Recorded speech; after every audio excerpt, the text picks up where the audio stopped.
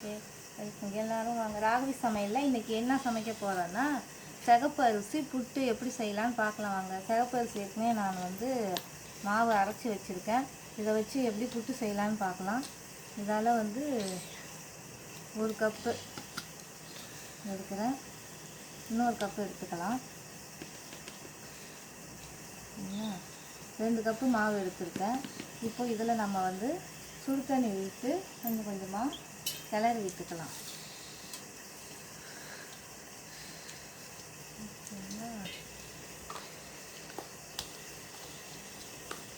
கொஞ்சம் கொஞ்சமாக கிளறிக்கலாம்.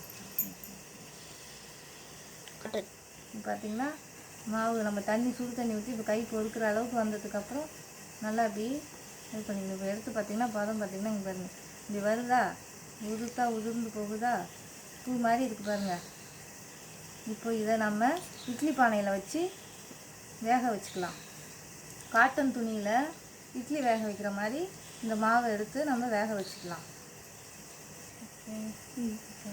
இப்போ இதை நம்ம இட்லி பானையில் வச்சு வேக வச்சுக்கலாம்.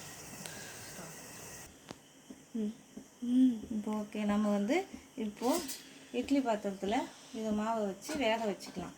வெந்ததுக்கப்புறம் எப்படி வருதுன்னு பார்க்கலாம்.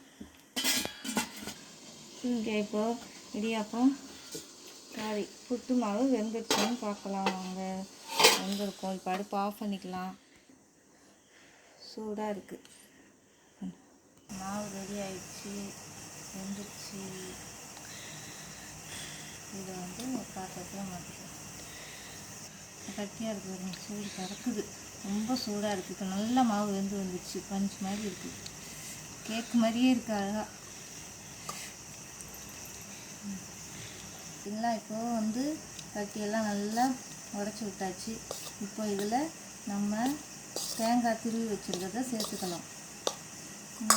தேங்காய் துருவி வச்சுருக்கோம், இதை நம்ம சேர்த்து இதுக்கு தேவையான நாட்டு சர்க்கரை சேர்த்துக்கலாம். நாட்டு சர்க்கரை சேர்த்துக்கலாம், இல்லைனா நார்மல் சர்க்கரை கூட நீங்கள் சேர்த்துக்கலாம். போட்டு அந்த ஹீட்லேயே கொஞ்சம் ஹீட்டாக இருக்கும்போதே போட்டு கிளறி விட்டால் இன்னும் நல்லாயிருக்கும். ஸ்பூன் போட்டுருக்கேன், தேவைப்பட்டால் இன்னும் போட்டுக்கலாம். நம்ம கொஞ்சம் நெய் விட்டுக்கலாம். இப்போது நமக்கு தேவையான புட்டு ரெடி. சிகப்பரிசி புட்டு மாவு ரெடி. இப்போ நமக்கு தேவையான சிகப்பரிசி புட்டு மாவு ரெடி ஆயிடுச்சு. நீங்களும் இதே மாதிரி உங்கள் வீட்டில் செஞ்சு பாருங்கள். இது ராகவி வீட்டு புட்டு மாவு.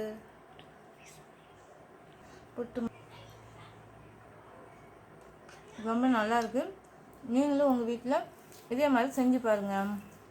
தேங்க்யூ.